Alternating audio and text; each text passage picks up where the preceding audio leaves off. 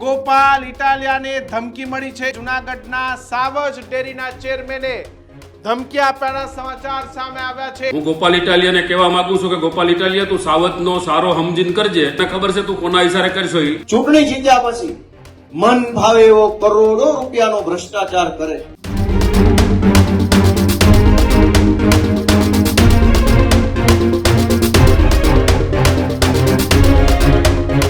નમસ્કાર, news room સાથે આપનું સ્વાગત છે। ચેલેન્જની લડાઈમાં વધુ એક વળાંક આવ્યો છે। મોરબીથી મામલો એ હવે ફરી જૂનાગઢ તરફ ફંટાયો છે।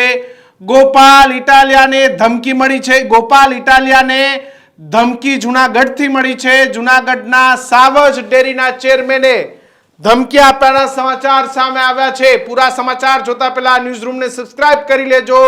ગઈકાલે વંથલીમાં ગોપાલ ઇટાલિયાએ નિવેદન આપ્યું હતું।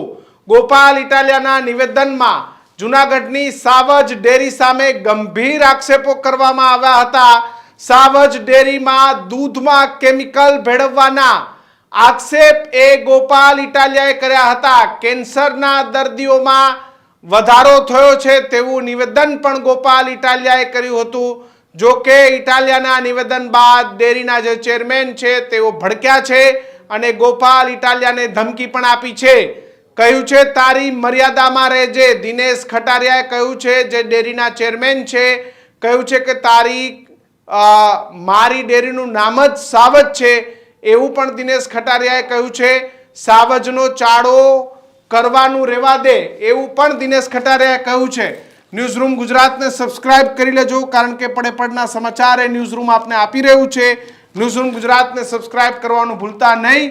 કહ્યું છે કે તું કોના ઈશારે કામ કરે છે તેની પણ મને ખબર છે। તેઓએ કહ્યું છે કે તું કોના ઈશારે કામ કરે છે તેની પણ મને ખબર છે। વિસાવદરની ભોળી જનતાએ તને મત આપ્યા છે, તું એની સેવા કર, આવું પણ દિનેશ ખટારિયાએ ગોપાલ ઇટાલિયાને જવાબમાં કહ્યું છે। બીજું બધું રહેવા દે તેવું પણ દિનેશ ખટારિયાએ કહ્યું છે। દિનેશ ખટારિયાએ કહ્યું છે કે તમે આ પ્રકારની વાત ન કરો। જો કે દિનેશ ખટારિયા એ હવે તું તારી પર ઉતરી આવ્યા છે। ધારાસભ્ય સામે દિનેશ ખટારિયા એ તું તારી પર ઉતરી આવ્યા છે। દિનેશ ખટારિયાએ પોતાના શબ્દો સંભાળીને બોલવા જોઈએ। ગોપાલ ઇટાલિયા એક ચૂંટાયેલા ધારાસભ્ય છે અને તેના સામે આ પ્રકારના શબ્દોની વાત એ દિનેશ ખટારિયાએ કરી અને પોતાની મર્યાદા એ દિનેશ ખટારિયા ભૂલી ગયા છે। દિનેશ ખટારિયાએ શું કહ્યું હતું આવો સાંભળીએ। ગઈકાલે વંથલી મુકામે જે ગોપાલ ઇટાલિયાએ જૂનાગઢ સાવજ દૂધ સંઘ ઉપર જે આક્ષેપો કરેલા છે અને આક્ષેપો જે પાયા વિહોણા આક્ષેપ કર્યા છે, બીજાના ઈશારે કર્યા છે, એટલે આજે હું ગોપાલ ઇટાલિયાને કહેવા માંગુ છું કે ગોપાલ ઇટાલિયા તું સાવજનો સારો સમજીને કરજે।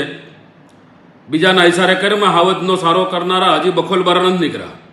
એટલા માટે તારે જે કાંઈ આક્ષેપ કરવો હોય આક્ષેપ કરજે, સમજી વિચારીને આક્ષેપ કરજે, જે કાંઈ જોવું હોય તે જોઈ જાજે। પણ બીજાના ઈશારે જે કાંઈ તું આ કરી રહ્યો છે એ તારા માટે તદ્દન નકામું છે। આગામી જે દિવસોની અંદર તારે જે કામ કરવાના છે, વિસાવદરની ભલી ભોળી જનતાએ જે તારા ઉપર વિશ્વાસ મૂક્યો, તારી ઉપર ભરોસો કર્યો, એટલે એના ઘણા બધા કામો બાકી છે। એ કામો મારો ભાઈ મંડીજા કરવા।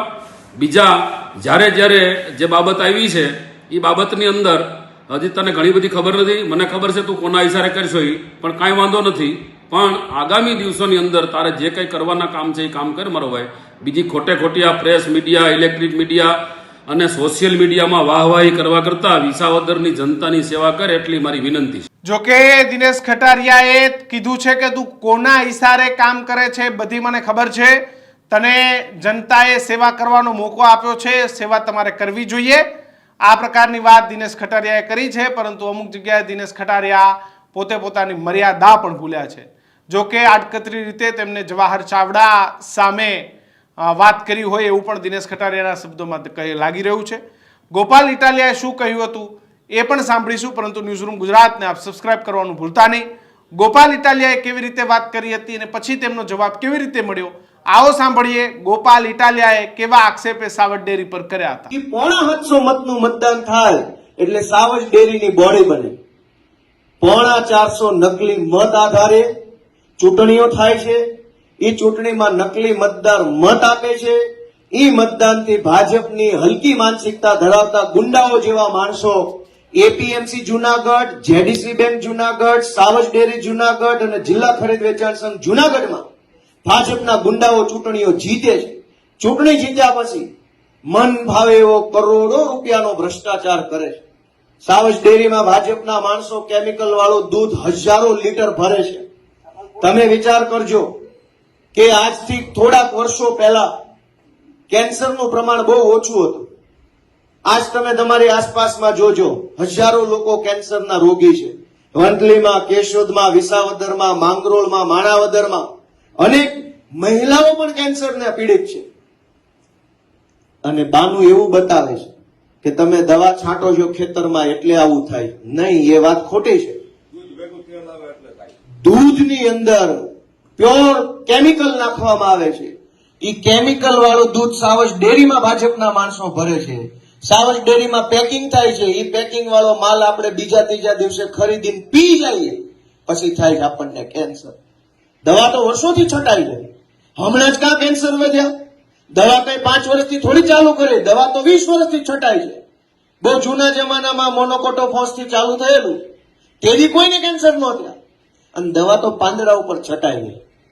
પણ તોય જુનાગઢ સાવજ ડેરીના ભાજપના મળતિયાઓ નકલી મંડળીના આધારે, નકલી મતદાનના આધારે ચૂંટણી જીતીને સાવજ ડેરીમાં બેસે, કેમિકલ વાળું દૂધ વેચે, કરોડો લોકોના જીવન સાથે ખિલવાડ થઈ રહ્યો છે. પણ આપણો આત્મા નથી જાગતો. શું કામ? આપણો આત્મા હિન્દુ, મુસલમાન, પાકિસ્તાનમાં ફસાઈ ગયો છે, ગાળામાં આવી ગયો, કીચડમાં ફસાણેલા છે આપણે. આપણને આપણા જીવની ચિંતા નથી થતી કે આ કેમિકલ વાળું દૂધ કિરીટ પટેલ ને એના માણસો પીવડાવે છે, મરી જાવું. મોતની ચિંતા નથી, પણ પાકિસ્તાનની ચિંતા વંથલી બેહીન કરે છે લોકો. ક્યારે આત્મા જાગશે? ક્યારે આપણું મન જાગશે કે હું મરી જાવી પહેલા મારી તો ચિંતા કરું, ભારતની ન કરો તો કાંઈ નહીં, તમારા પોતાના જીવની અને સ્વાસ્થ્યની ચિંતા તો કરો.